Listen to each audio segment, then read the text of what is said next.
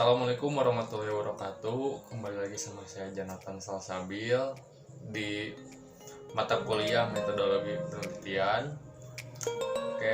Sebelumnya apa kabar semuanya? Semoga sehat selalu. Walaupun di saat pandemi seperti ini kita tetap harus menjaga kesehatan kita semua dan juga menjaga semua keluarga kita agar terhindar dari COVID-19 ini. Untuk hari ini kita akan membahas tentang rumusan masalah.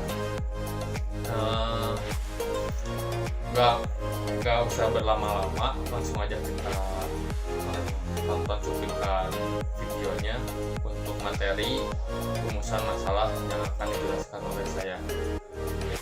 Selamat menonton.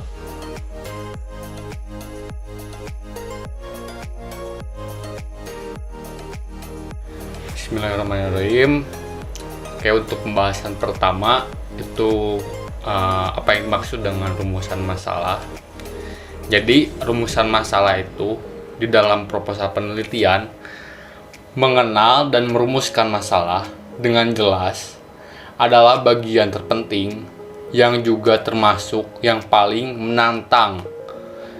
Proposal penelitian memiliki masalah yang tidak jelas dirumuskannya dan akan menghasilkan temuan penelitian yang kemungkinan tidak akan logis.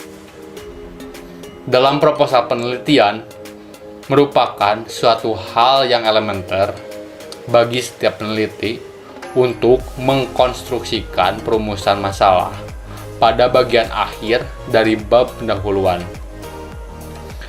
Suatu rumusan masalah umumnya diungkapkan dalam bentuk kalimat tanya.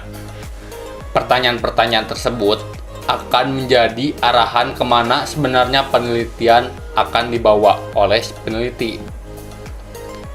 Dan apa saja sebenarnya yang ingin dikaji atau dicari oleh si peneliti tersebut. Lalu rumusan masalah atau research questions atau disebut juga research problem memiliki arti sebuah rumusan yang menanyakan suatu kejadian atau fenomena yang ada, baik itu kedudukannya mandiri ataupun kejadian atau fenomena yang paling berkaitan antara satu dengan yang lainnya. Masalah yang dipilih harus menampilkan researchable dalam artian bahwa suatu masalah itu dapat diselidiki secara ilmiah, baik itu sebab atau akibat, sampai pentingnya rumusan masalah ini pada sebuah penelitian, sehingga menjadikan rumusan masalah ini adalah setengah dari penelitian itu sendiri. Lalu pembahasan selanjutnya, pengertian rumusan masalah menurut para ahli.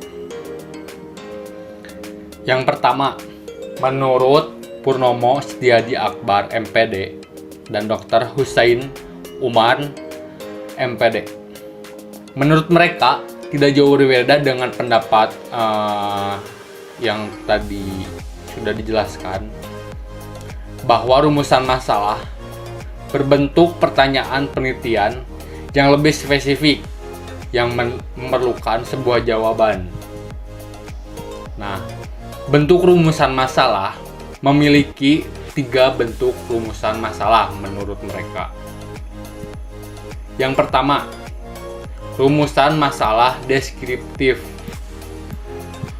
Rumusan masalah deskriptif yaitu rumusan yang menanyakan keberadaan variabel mandiri, baik untuk satu variabel ataupun lebih dari satu variabel. Dengan kata lain, rumusan masalah deskriptif dari si penulis tidak perlu melakukan perbandingan pada sampel serta tidak perlu mencari hubungan variabel lainnya. Secara sederhana, rumusan masalah deskriptif ialah rumusan masalah yang cukup mendeskripsikan hasil perolehan data yang didapat oleh si peneliti. Misalnya, mendeskripsikan hasil penelitian yang dikemas dalam bentuk tabel, diagram, ataupun grafik. Biasanya, 3 model penyampaian ini bertujuan untuk memudahkan pembaca dalam memahami hasil penelitian si peneliti. Oke, yang berikutnya rumusan masalah komparatif. Jadi apa sih rumusan masalah komparatif ini? Yang dimaksud rumusan masalah komparatif ini adalah rumusan masalah yang fokus ingin membandingkan atau mengkomparasi antara satu variabel, bisa lebih dari satu variabel, dengan variabel lain yang berbeda. Yang dimaksud berbeda dalam hal ini bisa karena berbeda metodenya atau perlakuannya. Dan yang selanjutnya, rumusan masalah asosiatif. Jadi apa sih rumusan masalah asosiatif ini? Rumusan masalah asosiatif adalah rumusan masalah yang mempertanyakan hubungan antara dua variabel atau lebih. Jadi, di dalam rumusan masalah asosiatif ini memiliki 3 macam hubungan, yaitu hubungan simetris, yang pertama, yang kedua hubungan kausal, dan yang ketiga hubungan interaktif atau hubungan timbal balik. Dikatakan hubungan simetris apabila hubungan tersebut ada 2 variabel atau lebih yang muncul secara bersamaan atau sejajar. Nah, variabel ini yang sebenarnya memiliki kekuatan hubungan yang setara, jadi bentuk hubungannya bukan hubungan kausal ataupun interaktif. Yang selanjutnya ada hubungan kausal, yaitu yang ditemukan sebab akibat yang terjadi pada variabel dependent, variabel bebas, yang mana variabel ini adalah variabel yang mempengaruhi, atau ada variabel dependent, variabel yang terikat, yang mana variabel ini yang dipengaruhi. Sedangkan dalam kasus hubungan kausal, hanya salah satu variabel saja yang mempengaruhi variabel lainnya. Oke, kemudian ada dari Joko Subagio. Menurut beliau, rumusan masalah, yaitu dalam membuat rumusan masalah, ada beberapa hal yang calon peneliti harus perhatikan. Yang pertama, pastikan si peneliti memperhatikan rumusan masalah dalam bentuk pertanyaan. Jangan terlalu panjang dan justru membuat pusing nantinya kepada si peneliti. Yang kedua, dalam membuat rumusan masalah, yaitu pembuatan rumusan masalah menggunakan kalimat yang sederhana dan tidak berbelit-belit. Lalu yang ketiga, rumusan masalah dikemas dalam pemilihan diksi yang singkat, mudah dipahami, dan juga padat.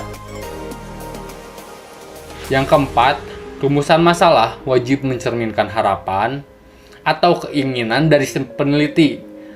Kenapa peneliti mengangkat objek peneliti tersebut untuk diteliti? Yang kelima, rumusan masalah tidak mempersulit dalam pengambilan data di lapangan nantinya. Dan yang terakhir, rumusan masalah juga dapat digunakan sebagai hipotesis. Ketentuan terakhir ini, menurut Joko Subagio, ternyata rumusan masalah juga dapat merefleksikan ke dalam judul skripsi atau penelitian yang sedang diangkat oleh si peneliti. Yang selanjutnya, menurut Ari Kunto, menurut beliau pengertian rumusan masalah yaitu yang mana rumusan masalah dilakukan dengan cara merancang judul secara lengkap, bisa dikemas dalam bentuk judul meskipun sudah ditentukan secara jelas. Rumusan masalah bisa saja diinterpretasikan oleh orang lain secara berbeda. Nah, disinilah peranan rumusan masalah dalam penelitian. Lalu menurut Kuntadi juga mencoba menjelaskan bahwa seorang peneliti agar bisa menyamakan interpretasi dari hasil peneliti dengan pembaca. Secara sederhana, Ari Kunto juga mengartikan rumusan masalah dibuat dalam bentuk pertanyaan yang berkaitan dengan penelitian yang akan dilakukan si peneliti di lapangan nantinya. Lalu menurut Dr. Andes Tatang, rumusan masalah menurut beliau, saat membuat rumusan masalah, pastikan untuk mengangkat topik penelitian yang memenuhi 4 hal. Yang pertama, menurut beliau, masalah yang akan diteliti memiliki arti penting atau memberikan perubahan atau perkembangan ilmu bagi kehidupan banyak orang nantinya. Yang kedua, kesimpulan yang diperoleh dari hasil penelitian harus awet sehingga tidak mudah digeneralisasikan. Dr. Andes Tatang juga menyebutkan syarat ketiga, rumusan masalah harus memiliki daya tarik kuat bagi sang peneliti dan memberikan daya tarik bagi masyarakat umum. Dan yang terakhir, rumusan masalah dapat diteliti atau dikaji ulang secara metodologi, prosedural sehingga masalah sudut kesteriaan data di lapangan terpenuhi. Lalu menurut Dr. Andes Hariwijaya, pengertian rumusan masalah menurut beliau lebih kompleks lagi. Jadi rumusan masalah dibuat didasarkan pada masalah pokok yang menjadi latar belakang masalah tersebut. Tidak jauh berbeda dengan pendapat sebelumnya. Bentuk rumusan masalah berbentuk pertanyaan yang dibuat secara singkat, padat, jelas, dan juga sederhana. Rumusan masalah yang baik tetap memiliki batasan. Hal yang paling penting dalam menentukan rumusan masalah ialah masalah yang sudah diidentifikasi dan diteliti belum tentu dapat dilakukan penelitian oleh si peneliti nantinya. Bisa saja diteliti hanya sebagian saja oleh peneliti. Jadi harus ada batasan jelas. Baik batasan dari segi waktu, pemikiran, biaya, ruang lingkup, atau apapun itu nantinya.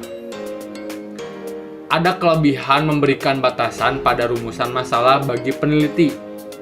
Di antaranya ialah penelitian menjadi lebih fokus nantinya. Peneliti juga tidak mengalami kesulitan atau keracunan dalam penelitiannya.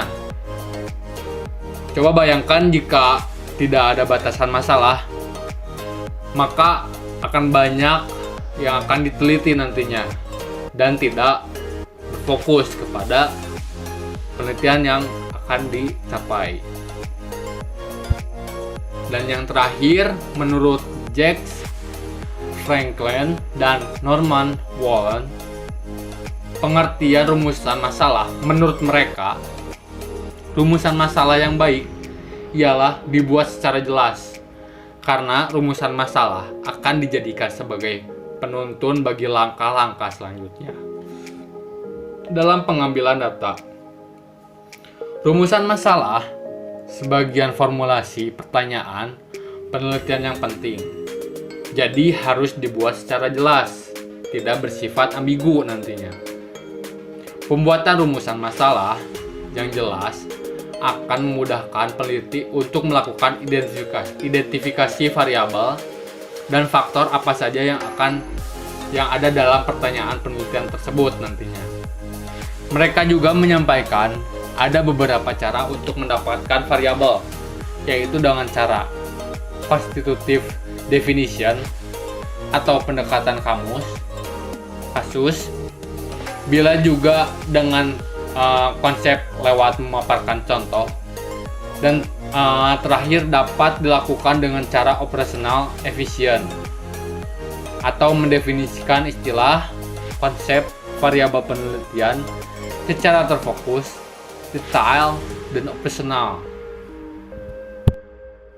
Oke, untuk pembahasan selanjutnya ada fungsi rumusan masalah. Ada 4 fungsi rumusan masalah. Yang pertama, sebagai titik sentral sebuah pedoman pada sebuah penelitian nantinya. Lalu yang kedua, rumusan masalah dapat memberikan solusi. Yang ketiga, rumusan masalah dapat membuka pikiran kita terhadap suatu masalah. Dan yang terakhir, sebagai pendorong dalam kegiatan penelitian yang akan kita teliti nantinya.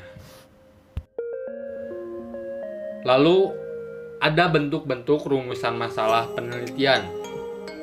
Yang pertama, rumusan masalah deskriptif, yaitu rumusan masalah yang berkenaan dengan pertanyaan terhadap keberadaan variabel mandiri, baik hanya pada satu variabel atau lebih. Yang kedua, rumusan masalah komparatif. Rumusan masalah ini yang membandingkan keberadaan satu variabel atau lebih pada 2 atau lebih sampel yang berbeda atau pada waktu yang berbeda juga. Yang ketiga, rumusan masalah asosiatif. Rumusan masalah ini yang bersifat menanyakan hubungan antara 2 variabel atau lebih. Di sini ada hubungan-hubungannya, hubungan simetris, kausal, dan juga interaktif.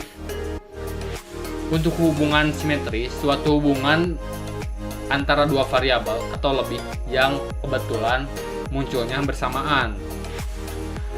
Lalu untuk kausal, itu hubungan yang bersifat sebab akibat, variabel independen atau juga disebut variabel yang mempengaruhi, dan variabel dependen atau juga yang disebut variabel yang dipengaruhi. Lalu yang ketiga, hubungan interaktif atau timbal balik, yaitu hubungan yang saling mempengaruhi nantinya. Di sini juga ada ciri-ciri rumusan masalah yang efektif nantinya untuk dirumuskan. Yang pertama, pertanyaan penelitian harus menarik. Harus menarik di sini harus aktual, ada paradoks, dan sejauh mungkin diterapkan pendekatan yang berbeda agar berbeda dengan penelitian yang lainnya. Yang kedua, pertanyaan penelitian harus relevan dengan topik penelitian yang dikaji dan diperkuat dengan maksud untuk mengisi potongan teka-teki yang hilang atau membuat hubungan antara fenomena sosial yang dikaji nantinya. Yang ketiga, pertanyaan penelitian harus diformulasikan dengan jelas. Buat pertanyaan yang membumi dan batasan dari variabel yang diteliti nantinya. Dan yang terakhir, pertanyaan yang diajukan harus membawa implikasi penelitian dapat dijalankan. Lalu ada beberapa langkah membuat rumusan masalah yang saya dapatkan. Yang pertama, itu tentukan fokus penelitian. Kita harus menentukan fokus penelitian agar tidak melenceng ke sana kemari dari penelitian yang sudah kita rancang.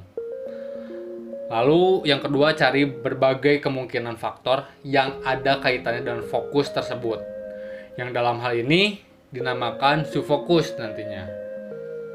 Lalu yang ketiga, cari antara faktor-faktor yang terkait, adakah pengajian mana yang sangat menarik untuk ditelaah. Kemudian tetapkan mana yang dipilih agar lebih berfokus nantinya. Yang keempat, kaitkan secara logis faktor-faktor subfokus tersebut yang dipilih dengan fokus penelitian. Yang kelima, tulis paragraf pengantar sebelum membaca sampai pada rumusan masalah. Yang keenam, tulislah dalam bentuk daftar pertanyaan agar lebih mudah membentuk konsep nantinya. Dan yang ketujuh, menggunakan kalimat tanya yang relevan seperti apa, bagaimana, dan mengapa. Dan yang terakhir, yang 8, buat pertanyaan yang spesifik dan akhiri dengan tanda tanya. Di sini saya juga memberikan contoh rumusan masalah. Bisa kalian lihat sendiri di layar kalian. Ini bisa menjadi referensi kalian untuk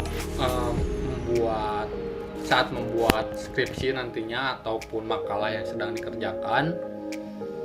Mungkin untuk pembahasan materi rumusan masalah dan penelitian ini sudah beres. Terima kasih kepada semuanya telah menonton dan menyimak video ini secara penuh. Terima kasih. Assalamualaikum warahmatullahi wabarakatuh. Ya, terima kasih untuk teman-teman yang sudah menonton video ini secara penuh.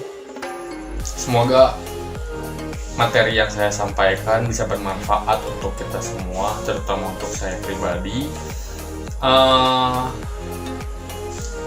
Saya juga tidak ingin mengucapkan mohon maaf apabila ada kekurangan kata-kata dari yang saya ucapkan atau kesalahan ucapan kata.